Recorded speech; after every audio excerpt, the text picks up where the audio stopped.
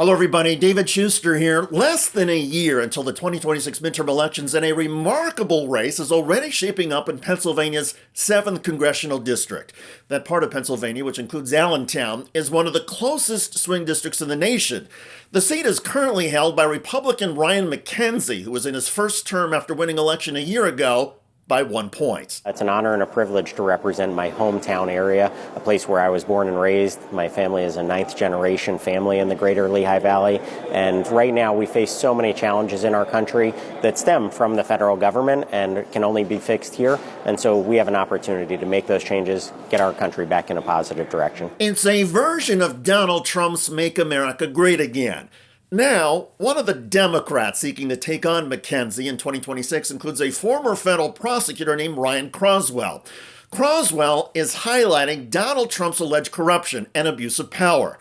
And Crosswell recently spoke out about the Trump administration trying and failing again to indict New York Attorney General Letitia James. In my 10-year career, only once have I seen a grand jury fail to return an indictment. I've never heard of the prosecutor bringing it a second time.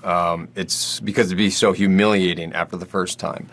And I think it's just more evidence that this DOJ is abusing its power by pursuing Donald Trump's enemies and protecting his friends. And the friends the Trump DOJ has protected include former New York City Mayor Eric Adams. When the Trump administration dropped the criminal corruption prosecution of Adams, Crosswell quit the Justice Department after working there for 10 years.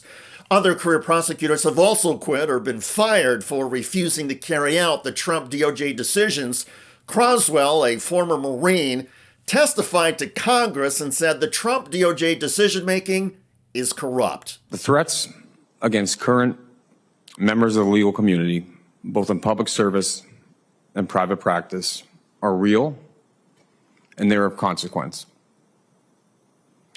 To those attorneys facing such threats, I share with you a message that I received on the day that my colleagues and I were ordered to dismiss the Adams case.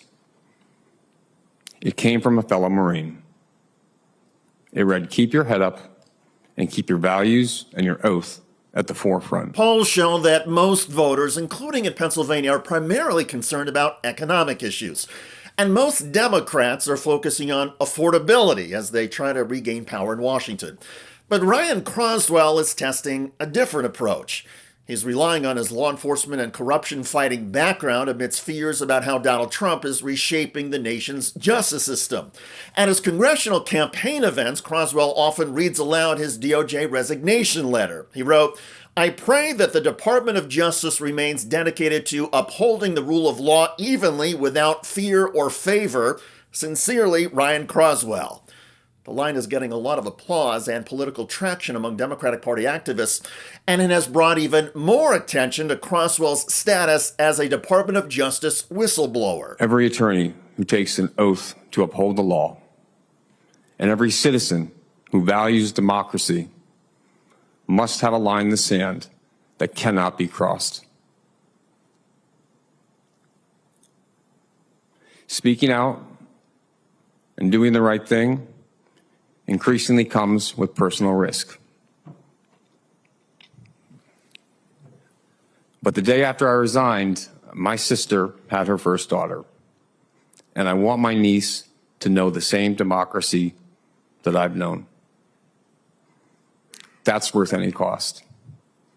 That's worth fighting for. In his congressional campaign, Crosswell has repeatedly argued that corruption is a kitchen table issue. He says that when politicians like Donald Trump and Trump's enablers in Congress put themselves first, families pay the price through higher costs, more student debt, and fewer good jobs. It's unclear whether a corruption-fighting message will carry the day in either the Democratic primary or the general election.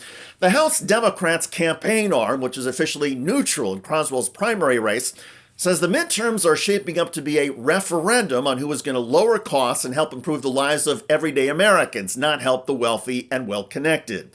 Crosswell acknowledges that not everybody is concerned about how Donald Trump wields power and that it depends on Crosswell's audience.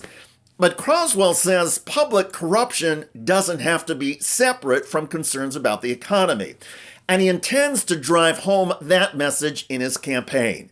He argues a corrupt government and a corrupt economy can hurt everyone. And he notes that public office is a public trust. It's a campaign message that leans directly into the lack of trust that so many Americans have about Donald Trump.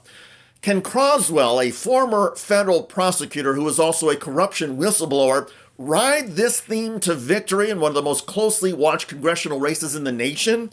Will Donald Trump's low approval ratings weigh down incumbent Republicans facing tight re-election battles? The answers are coming in 2026 in many places, including Pennsylvania's 7th congressional district. Fascinating race. You know what TYT has always been about? Taking on the corrupt, greedy establishment. For us, it's the corporate media. We've been fighting that fight for over 20 years. For the cell phone industry, it's the same story. A handful of massive corporations ripping you off. That's why we're partnering with Noble Mobile. They're the only wireless company with the same mission as ours, to fight back.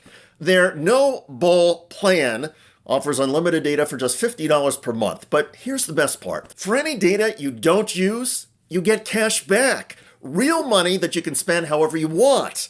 Stop letting your unused data pad the pockets of billionaires. With Noble, you take control over your data. And by switching to Noble, you're directly supporting TYT and our mission of bringing you honest, independent news.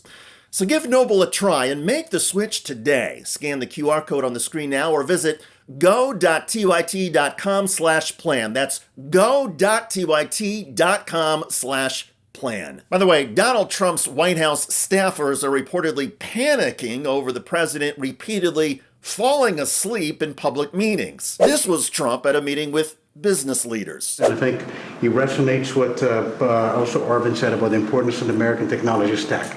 And then I was just going to finish with 2 points. There are 2 exciting things happening in the world of technology coming right now. One is, as AI becomes the new form of computing, AI is going not only to the data center, but to everything, to cars, to PCs, and we see now the ability to run. At that point, Trump opened his eyes, looked to the right, nodded slightly, and appeared to wake up. Then, when Qualcomm CEO Cristiano Amon spoke about a new generation of cellular communication technology known as 6G, Trump took credit for modernizing 5G, and Trump made the bizarre suggestion that 6G would allow people to see deeper into somebody's skin. So we're into 6G now. I just finished 5G. I was a leader on 5G, getting that done. And now they're up to 6. Let's do it again. What does that do? Give you a little bit deeper view into somebody's skin? See how perfect it is? I like the cameras the old days. So they just had a nice feature. Now they cover every little. Let's see, Michael, you're in good shape. You're not gonna. But I tell you, it's the 6 is coming, huh? It's coming. Does it ever end? And what happens? You'll be into 7. Right, before 6 gets old. Check out that video at the link below. I'm David Shuster. Thanks for joining us.